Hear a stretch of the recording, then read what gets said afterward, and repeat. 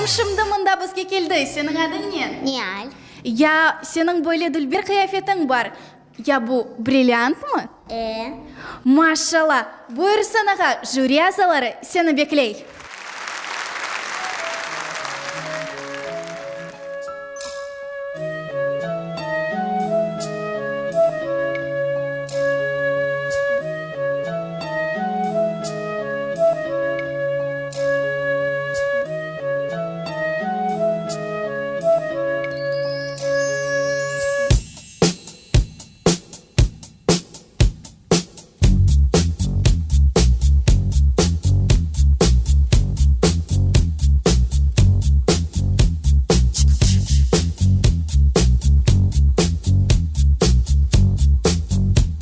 Bağışlaksınız. Ya siz de o iştirakçımızın betini kokmeye tırışasınız.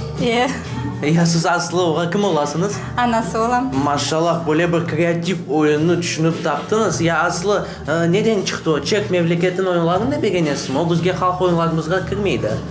Evet, biz jürin şaşırmağa isteyik.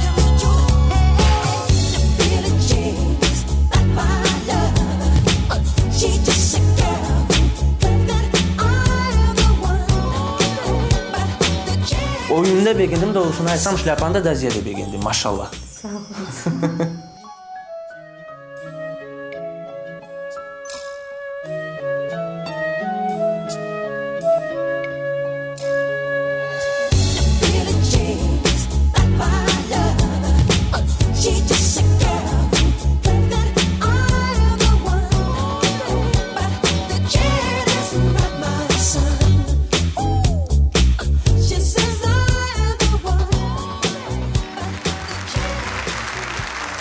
Nihal, men pek beğendim ama biraz muzikaga sen da hareketler kerişmedi.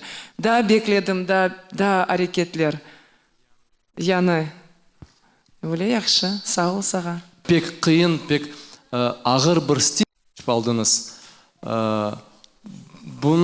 Bu oyunu oynamak, böyle stil yapmak çok vakit gerek.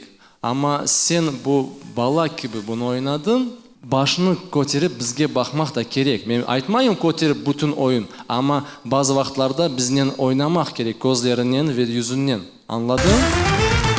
Geldi sana da Nihal Kurtumerova.